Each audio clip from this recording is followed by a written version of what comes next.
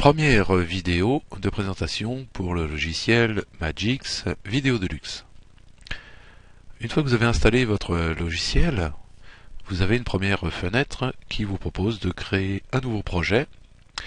Vous avez aussi la possibilité de voir les vidéos tutoriels qui sont sur leur site directement. Donc vous avez la section en français, vous avez des vidéos de présentation en français. Donc on va faire une brève présentation et vous pourrez aller voir déjà ces vidéos pour comprendre un petit peu ce que vous pouvez faire en fait avec Magix pour du montage vidéo.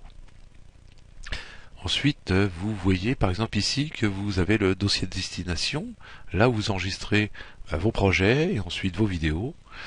Vous avez la possibilité de créer directement un autre dossier, donc vous créez un autre dossier et ça vous permettra de gérer vous si vous voulez mettre un dossier à part. Moi c'est ce que je fais, en général je mets mes vidéos etc. dans mes vidéos, point barre, je vais pas le mettre n'importe où, c'est plus facile à retrouver quand je recherche. Bon, enfin c'est une question d'organisation. Ensuite vous avez les paramètres de film, donc d'origine il est sur HDTV en section 1080 images par seconde, donc c'est de la haute définition, en PAL pour la France bien évidemment, parce que si vous regardez vous avez en PAL et vous avez en NTSC. Donc le NTSC, vous voyez les images par seconde c'est 29,97, c'est pour le format américain. Donc nous en France, en Europe, on diffuse en général en 25 images par seconde et donc en PAL comme pour la télévision. Vous avez la fréquence de votre son, donc la fréquence de son 48 000 est un très bon son. Vous avez 4400, 44100, vous avez 44 kHz 100, c'est assez bon quand même, et en dessous ça devient un petit peu avec des sons qui se dégradent par moment. En général on laisse la valeur par défaut, voire on essaye de faire une vidéo de très bonne qualité pour ensuite la transformer. Elle va perdre un petit peu en qualité, mais elle va garder quand même de la bonne qualité puisqu'on aura obligatoirement fait quelque chose de bien. Alors, il faut savoir qu'un logiciel de montage va traiter votre vidéo au montage au départ, quand il va créer justement votre projet, automatiquement en interne il va créer un fichier en AVI. Pourquoi en AVI? Parce que l'AVI est très facile à modifier, est très facile à travailler et n'a pratiquement pas de perte de qualité, voire pas du tout, et ça permet justement de travailler les vidéos en interne, c'est transparent pour vous, pour avoir d'excellentes vidéos de sortie.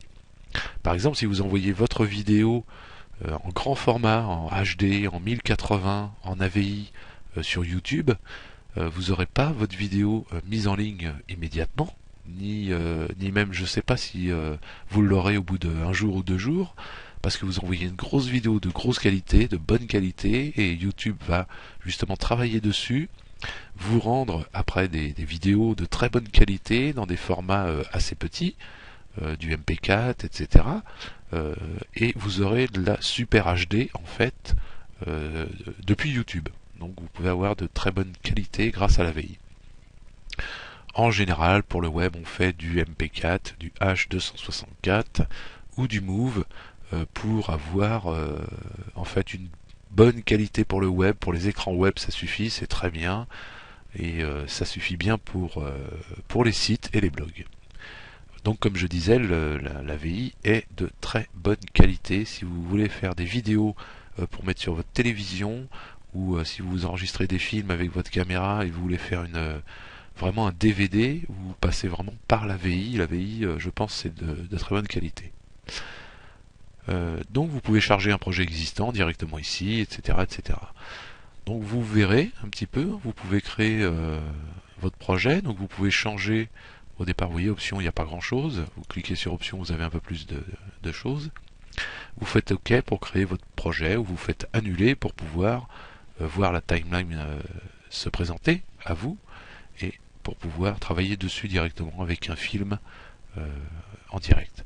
Alors vous pouvez aussi vous modifier à partir de fichiers.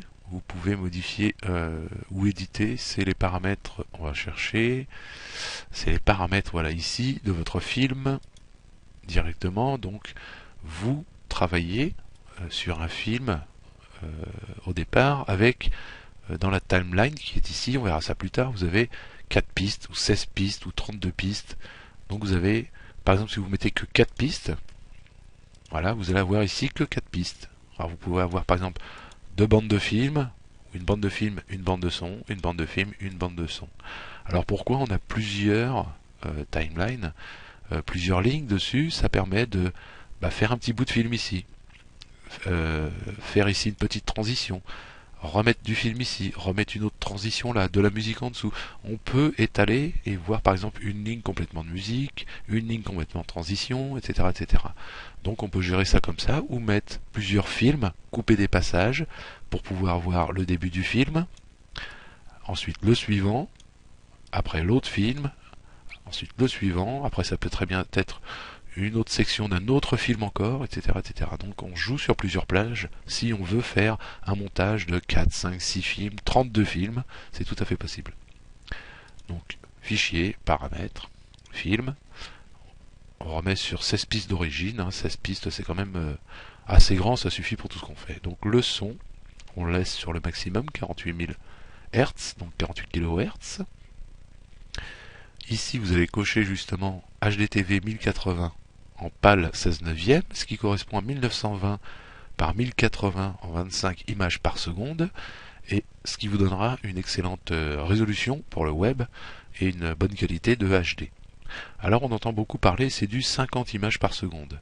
Alors je vous conseille d'utiliser le 50 images par seconde uniquement si vous enregistrez bien évidemment des films en 50 images par seconde, ce qui vous permettra de faire en fait des ralentis, si vous voulez. Vous pouvez faire des ralentis puisque vous avez 2 fois plus d'images que sur que ce que vous pourrez voir à la télé. À la télé, vous verrez 25 images par seconde, sur Internet aussi, en France, et donc si vous avez 50 images par seconde, vous pourrez au montage faire des ralentis, par exemple de quelqu'un qui court.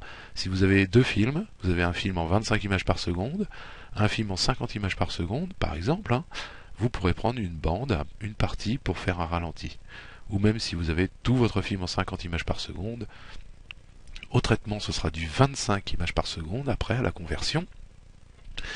Mais pendant votre montage, vous pourrez faire des ralentis par exemple. Donc ici vous allez laisser la largeur et la hauteur sont prédéfinis par le conteneur au départ, donc c'est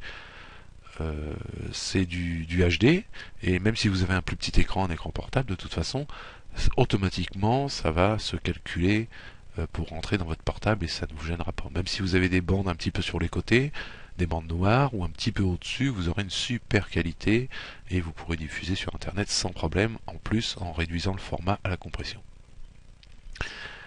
Ensuite vous laissez sur le 16 neuvième, c'est le plus pratique. La plupart des écrans maintenant sont et font le 16 neuvième pour les écrans d'ordinateur et même les télés, et donc 25 images par seconde. Ensuite vous avez les infos du film, vous pouvez lire le film en boucle bien évidemment, juste automatiquement les nouvelles images au format plein écran, les bords seront masqués, c'est-à-dire que vous aurez une déformation de votre film pour cacher les bords noirs. Donc vous laissez les configurations d'origine, c'est-à-dire juste celui-ci qui est coché.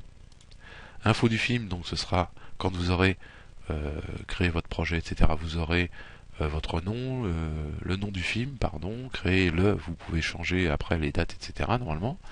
Paramètres du projet, ça vous pouvez un petit peu modifier pour pouvoir mettre directement vos projets là où bon vous semble. Et ça, ce sera pour tous les projets et tous les films que vous allez faire en fait. Voilà, c'est une définition, un pré-enregistrement que vous pouvez modifier comme bon vous semble, au gré mal gré de chaque vidéo que vous allez créer.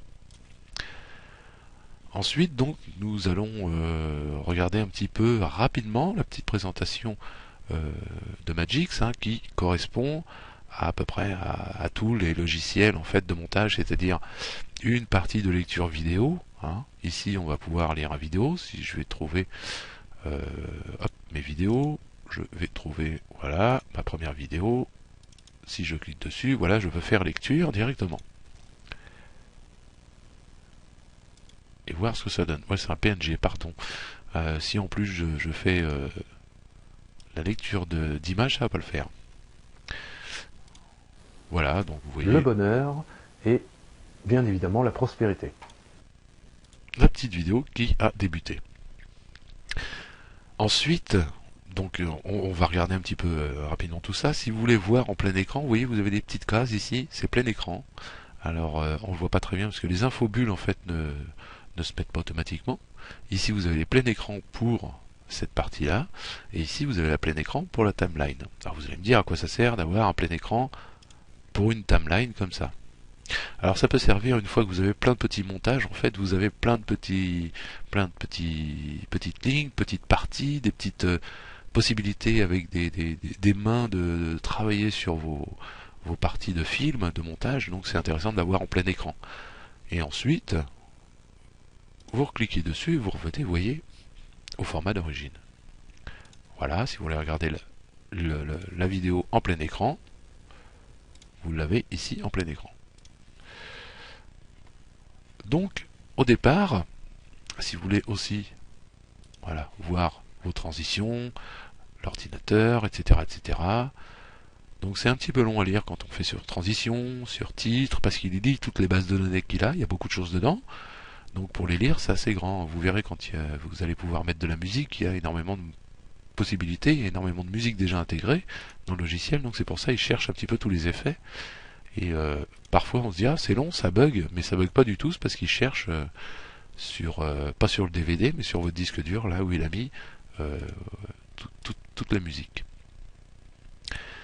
Donc quand vous voulez mettre un film ici sur la timeline pour pouvoir travailler dessus, vous cliquez dessus, vous le tirez avec votre souris et vous le mettez directement sur la timeline. Et il vous propose de redimensionner, de remettre la résolution, de mettre une résolution plus petite, vous voyez.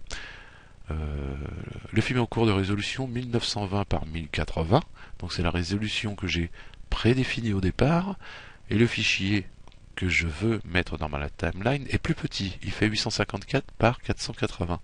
Pourquoi? Parce que c'est déjà un film que j'ai travaillé. Donc soit je veux le conserver comme il est, soit je veux l'adapter au grand format 1920 par 1080. Donc je n'ai pas besoin de l'adapter puisque c'est un petit film, c'est pas très, très gênant pour l'instant, c'est juste pour une démonstration.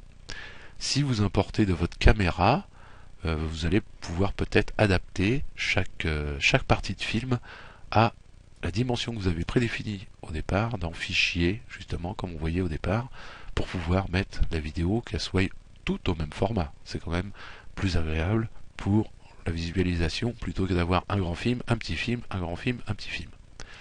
Donc si je fais ne pas ajuster, il me met ici, vous voyez, tout le film. Si je clique dessus, voilà, je sélectionne en jaune, on le voit un petit peu mieux.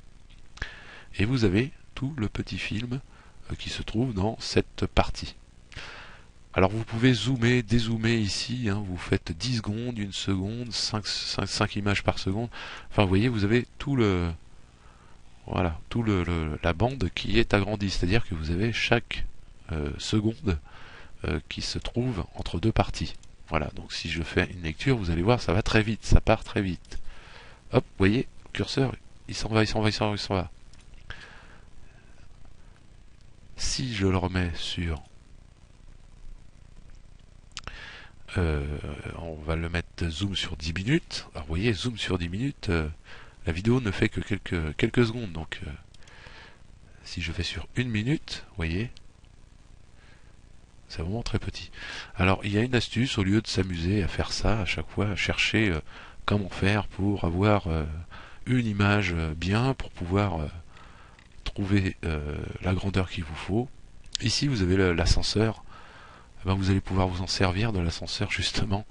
L'avantage c'est que vous pouvez vous en servir comme ça de l'ascenseur, et c'est un petit peu plus sympa parce que en fait vous pouvez agrandir directement à partir de l'ascenseur ou le diminuer.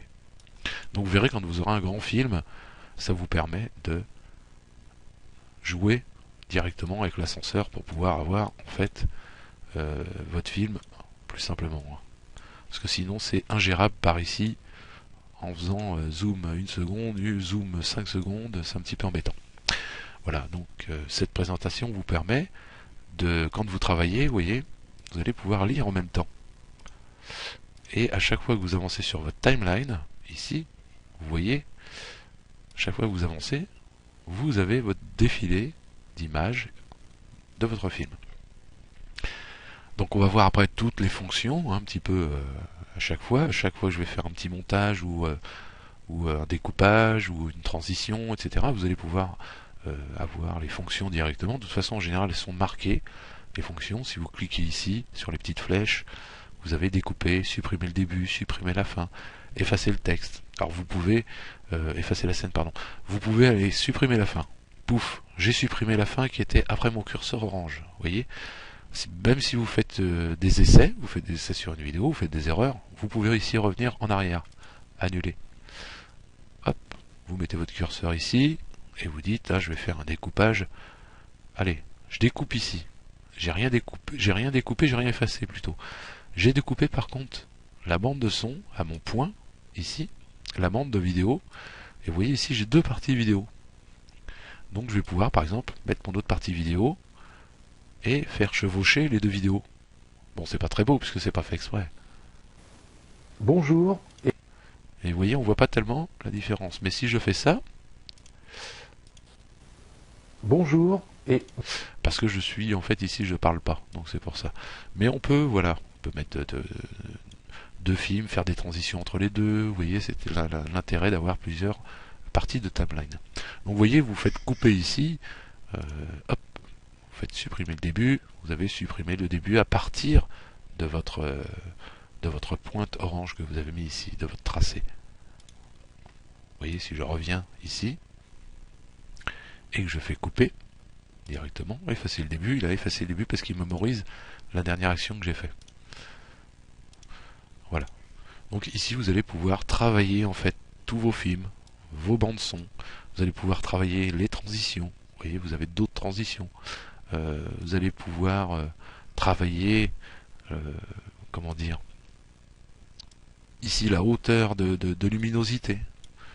Vous allez pouvoir travailler tout un tas de choses. Vous allez pouvoir travailler dans le son directement, augmenter, baisser le son quand vous avez une bande son à part. Là, les bandes son sont intégrées dans le film. Vous pouvez laisser si vous faites des découpages de morceaux, ça gêne pas. Si vous enregistrez sur un dictaphone, vous avez deux bandes son. Bon, après, vous pouvez bien sûr mettre la bande son directement dans le film, que vous puissiez travailler sur une seule plage.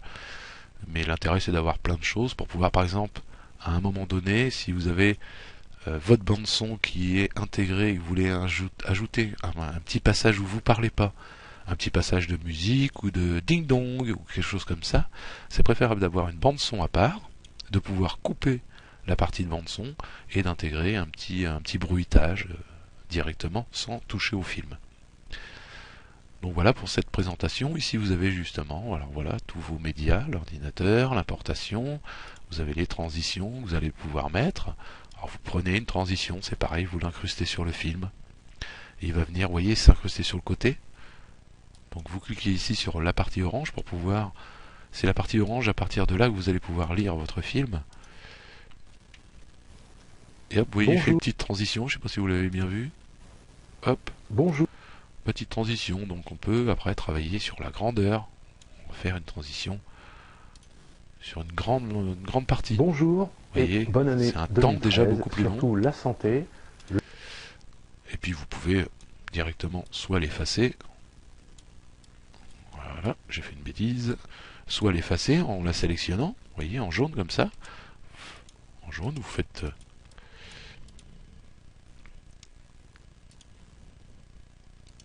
Normalement, vous faites un clic droit dessus, vous pouvez l'effacer, vous pouvez faire éditer, couper les objets ou supprimer les objets. Donc vous avez supprimé les objets. Ici, si je fais clic droit, vous voyez, supprimer les objets, vous avez le menu aussi. La plupart du menu qui est au-dessus est dans le clic droit. Alors, il y a une chose qui est en général affolant et un peu effrayant pour les personnes qui débutent. Ils vont se retrouver avec tout un tas de fonctions et de choses écrites et de possibilités, et on se demande un petit peu à quoi ça sert, qu'est-ce qu'on va pouvoir en faire, qu'est-ce que ça veut dire, il y a beaucoup de choses et on ne sait pas vraiment où donner de la tête. En fait, il faut déjà petit à petit essayer des choses, et ensuite il faut trouver votre marque pour vos films, et ce que vous avez l'habitude de faire, ce qui vous plaît, mettre une transition ici, mettre une musique ici, couper là, etc. Une fois que vous savez à peu près les bases, vous savez monter vos films. En général, tout ce qui vient se greffer en plus, vous l'apprendrez petit à petit. Ne soyez pas effrayés par comment dire, les énormes menus que vous pouvez avoir. Ne soyez pas effrayés par tous les mots techniques. Vous pouvez faire tout un tas d'essais et revenir si vous êtes trompé. Et je vous conseille de faire comme moi, avoir des petits films et de faire des tests dessus. Si jamais vous abîmez votre film, c'est pas grave. C'est pas très grave puisque c'est quelque chose que vous servez pour faire des tests. Ensuite, vous avez, de toute façon, tout ce qui est titre, vous allez pouvoir créer un titre. On va voir ça dans la prochaine vidéo, c'est-à-dire créer, en fait, on va créer notre propre menu de début, notre générique pour pouvoir, par exemple, mettre notre nom, le nom du site, de notre site web, de notre blog, conceptionvideo.fr pour mon exemple, et vous allez pouvoir comprendre rapidement comment faire un tout petit montage pour pouvoir en fait faire votre générique très facilement et très simplement, et de pouvoir le coller un peu partout à chaque début de film par exemple, ou de pouvoir carrément greffer sur un autre film pour avoir votre générique qui sera exactement le même sur toutes vos vidéos que vous allez faire par exemple pour votre blog, et c'est plus sympa que de refaire à chaque fois la même chose. Vous allez pouvoir le prédéfinir au départ. Ensuite vous pouvez, ici vous voyez vous avez le film, donc là si je ferme il va me demander de supprimer le film. Supprimer le film c'est supprimer le film du projet, hein. C'est pas supprimer le film de votre base de données, vous l'avez toujours votre film, mais c'est vraiment supprimer le projet. Donc supprimer le projet, supprimer le film. Ici si je voulais, voilà, si j'ai plus rien et que je voulais remettre quelque chose, je fais fichier, je fais nouveau projet par exemple, et puis je fais annuler, il va me remettre directement normalement la timeline. Alors il veut pas, donc je fais OK, enregistrer le projet, ne pas sauvegarder le film, et ce qui me met, voilà, ne pas sauvegarder le film, et il me remet la timeline. Je vous conseille au départ, c'est de créer un projet, hein, marquer le nom du film, vous pouvez toujours changer après, et ça vous permet de faire des sauvegardes à chaque fois petit à petit que vous faites un petit montage, un petit essai, et de pouvoir, si jamais vous avez un bug ou quoi que ce soit, de pouvoir récupérer ce que vous avez déjà fait. Ça vous évite de tout refaire à zéro. Comme là, si on a passé 30 minutes dans cette présentation, par exemple, si je perds mon film, je recommence. Donc voilà, normalement, il faut enregistrer à chaque fois. Moi, j'enregistre à chaque fois que je fais une petite modification assez conséquente. Par exemple, couper un film, le déplacer, mettre une image entre les deux. Je fais un enregistrement, donc j'enregistre mon projet, paf, et puis voilà, donc vous voyez, il veut enregistrer, bien évidemment, sous Magix, Vidéo Deluxe 2013. Moi j'ai créé mes projets 2013, directement, et puis j'enregistre mes projets ici, et ici mes vidéos déjà réalisées. Voilà. Donc ces petites vidéos, nous allons pouvoir voir et la monter, hein, justement. Ça va vous permettre de comprendre comment faire votre première transition, votre premier générique.